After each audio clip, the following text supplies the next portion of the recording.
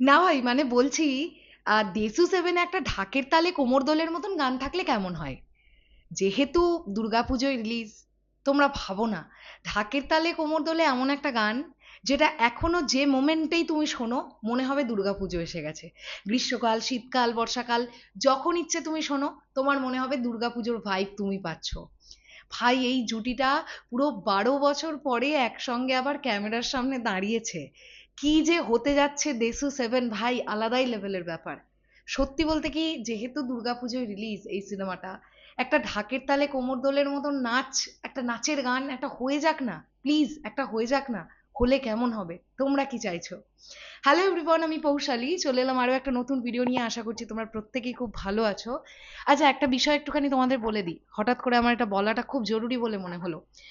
গতকাল বিভিন্ন লিঙ্ক, বিভিন্ন পোস্ট সোশ্যাল মিডিয়ায় সার্কুলেট করছিল যে আজকে একটি দাদাগিরির প্রমোশনাল ইভেন্ট আছে। সেটা, সেই ইভেন্টটা ওপেন টু অল একটা ইভেন্ট।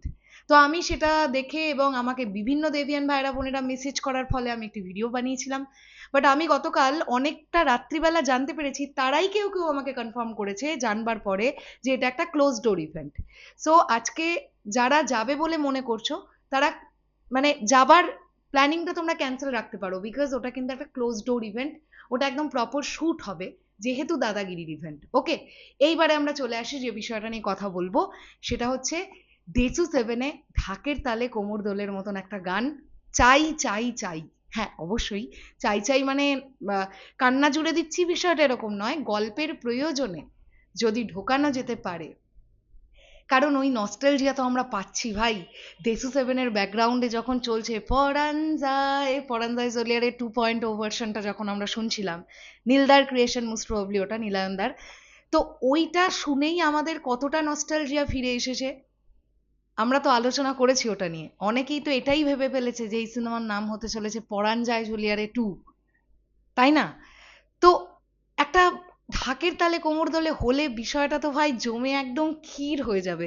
কি যে লেভেলের নস্টালজিয়া হবে এতগুলো বছর পরে, জাস্ট ভাবনা চিন্তার বাইরে, ভাবনা চিন্তার বাইরে। ঢাকের তালে কোমর দোলে গানটা এমন একটা গান যেটা তুমি আজকের দিনে দাঁড়িয়েও দুর্গাপুজোর বিভিন্ন অনুষ্ঠানে, বিভিন্ন পুজো পার্বণকে কেন্দ্র করে বিভিন্ন ডান্সারদের ডান্স ট্রুপকে পারফর্ম করতে দেখতে পাবে। এখনো, আমি টিল নাও ডেটের কথা বলছি, এতগুলো বছর আগের সিনেমা কিন্তু। তাহলে এখনো কেন ঢাকের তালে কোমর দোলে পারফর্ম হয়, এখনো কেন সিঙ্গাররা এই গানটা পারফর্ম করেন দুর্গাপুজোর ইভেন্টে? তো এই গানটার ক্রেজ এখনো এতটাই। আর তার সঙ্গে সঙ্গে দেশু জুটির ক্রেজ তো আছেই, মানে এটা নিয়ে তো কোনো ডাউটের জায়গা নেই। তো যদি গল্পের সামঞ্জস্যে এইরকম একটা গান যদি ঢোকানো যেতে পারে, তাহলে দেবদার কাছেই এটা অনুরোধ রাখলাম, কারণ দেবদা এই সিনেমার ক্যাপ্টেন অফ দ্য শিপ। দেবদার কাছেই এটা অনুরোধ রাখলাম, দেবদা তুমি চাইলে সব পারো, হয়ে যাক না একটা, হয়ে যাক, আমরা সেই নস্টালজিয়া একবার ফিরে পাই।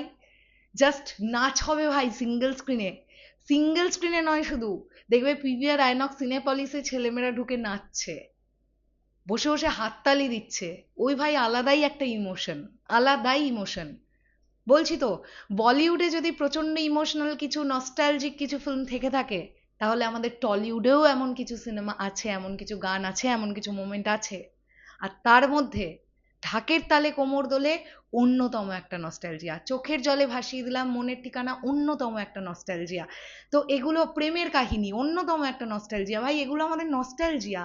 আমরা যারা 90s কিড, তোমরা যারা আমার এই ভিডিওটা দেখছো নিশ্চয়ই রিলেট করতে পেরেছো আমি এক্স্যাক্টলি কতটা এক্সাইটেড হয়ে এই কথাগুলো বলছি। তো যদি সম্ভব হয়, হয়ে যাক না দেবদা একটা এই ধরনের ঢাকের তালে কোমর দোলে। চলো শেষ করলাম ভিডিওটা, তোমাদের কি বক্তব্য পুরো বিষয়টাকে নিয়ে কমেন্ট সেকশনে জানিও। তাহলে এখনের জন্য টাটা।